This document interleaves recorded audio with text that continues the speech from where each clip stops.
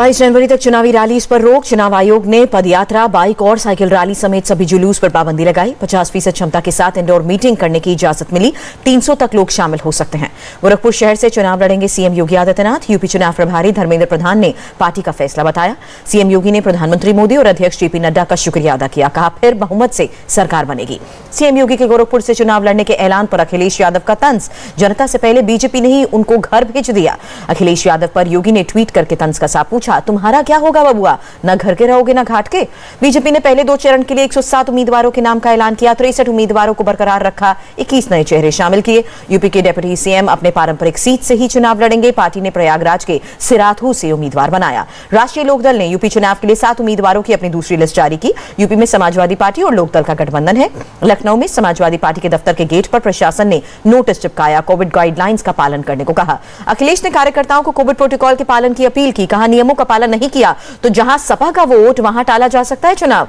चंद्रशेखर ने अखिलेश पर बहुजन समाज के अपमान का आरोप लगाया। कहा, अखिलेश गठबंधन में दलितों को नहीं चाहते। चंद्रशेखर आजाद ने कहा, अखिलेश के घर 3-3 बार जाकर बैठक की। अखिलेश का बीजेपी जैसा बर्ताव देखने को मिला।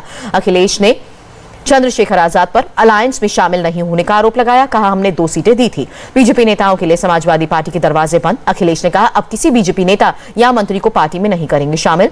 बीएसपी ने यूपी चुनाव के लिए जारी की 94 उम्मीदवारों की पहली लिस्ट। नोएडा से कृपाराम शर्मा को उम्मीदवार बनाया। बीएसपी ने कैराना से राजेंद्र सिंह उपाध्याय, हस्तिनापुर से संजीव कुमार जाटव और मेरठ कैंट से अमित शर्मा को उम्मीदवार बनाया।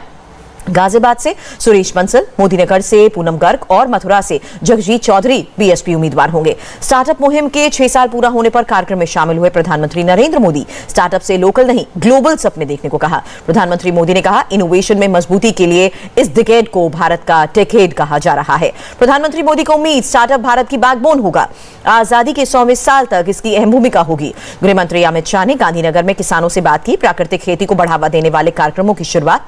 विदेश मंत्री एस जयशंकर ने श्रीलंका के वित्त मंत्री से बात की। मछुआरों की जल्द रिहाई समेत भारत के सहयोग पर चल रहे प्रोजेक्ट्स पर चर्चा की। 74वां इंडियन आर्मी डे, जवानों ने शौर्य का प्रदर्शन किया। आर्मी चीफ ने परेड का निरीक्षण किया। आर्मी डे परेड में सेना के पैराशूट रेजिमेंट ने कमांडोज भी शामिल हुए। पहली बार नए कॉम्बैट यूनिफॉर्म में दिखे जवान। आर्मी चीफ नरवणे ने चीन को चेतावनी दी। कहा, देश की सरहद पर एक तरफा बदलाव की कोशिश नहीं होने देंगे कामयाब। करीब 400 पाकिस्तानी आतंकी भारत में घुसपैठ की फिराक में। एलओसी के पास पाकिस्तान आतंकियों को कर रहा है इकट्ठा। एनडीए में इस साल महिला कैडेट्स भी शामिल होंगी। आर्मी में बतौर पायलट महिलाओं को एंट्री मिलेगी। सेना मेडल से नवाजे गए मेजर अनिल कुमार और महेंद्र सिंह आर्मी चीफ ने पुरस्कृत किया। मरणोपरांत सेना मेडल से सम्मानित किए गए सिपाही कुंदन कुमार ओझा गलवान में चीनी सेना से झड़प में शहीद हुए थे। संयुक्त किसान मोर्चा का ऐलान, 31 जनवरी को वादा खिलाफी के विरोध में प्रदर्शन करेंगे। 1 महीने में सरकार ने संपर्क नहीं किया। चुनाव लड़ने वाले किसान संगठनों पर संयुक्त किसान मोर्चा ने कहा, वो संगठन का हिस्सा नहीं रहेंगे। सुपोर और बांदीपुरा में पुलिस की बड़ी कार्रवाई। एलईटी के 6 आतंकी गिरफ्तार हुए। बांदीपुरा के बाग इलाके में मिला आईडी बम निरोधक दस्ते ने बम को डिफ्यूज किया।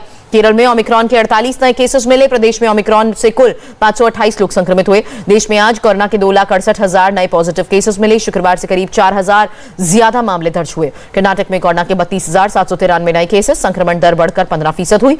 तमिलनाडु में कोरोना के 23,989 नए केसेस, 24 घंटे में 11 लोगों ने जान गंवाई। दिल्ली में 24 घंटे में कोरोना से 20,718 लोग संक्रमित हुए, 30 लोगों की मौत। केरल में कोरोना के 17,755 नए केसेस, 24 घंटे में 17 लोगों की मौत। यूपी में बीते 24 घंटे में कोरोना से 15,795 लोग संक्रमित हुए, 4 लोगों की मौत। 1 फरवरी तक वर्चुअल मोड में ही चलेंगे दिल्ली के हाई कोर्ट और जिला अदालतें। वीडियो कॉन्फ्रेंसिंग से सुनवाई होगी। हरियाणा के स्वास्थ्य मंत्री अनिल विज का बयान, 15 से 18 आयु वर्ग के अनवैक्सीनेटेड बच्चों को स्कूल में नहीं मिलेगी एंट्री। केरल में 1 से 9वीं तक की ऑफलाइन क्लासेस 2 हफ्ते के लिए बंद होंगी। कोरोना की वजह से फैसला। असम में जो लोग नहीं है फुली वैक्सीनेटेड, रविवार से सार्वजनिक जगहों पर एंट्री नहीं मिलेगी। बंगाल में 31 जनवरी तक बढ़ाए गए कोरोना प्रतिबंध। शादी समारोह में मात्र 200 लोग हो सकते हैं शामिल। जम्मू कश्मीर में वीकेंड कर्फ्यू लागू। गैर जरूरी गतिविधियों पर पूरी तरह से पाबंदियां रहेंगी। विराट कोहली ने टेस्ट मैच की कैप्टनसी छोड़ी। कहा, 7 साल के कार्यकाल में ईमानदारी से किया काम। इंडिया ओपन 2022 के फाइनल में पहुंचे शटलर लक्ष्य सेन। मौजूदा विश्व चैंपियन केलो किन्यू से मुकाबला। इंडिया ओपन 2022 के मेंस डबल के फाइनल में पहुंची सात्विक साईराज रेड्डी और चिराग शेट्टी की जोड़ी। इंडिया टीवी हर वक्त हर जगह डाउनलोड करने के लिए सर्च करें India TV news Google play store या ऐप स्टोर पर।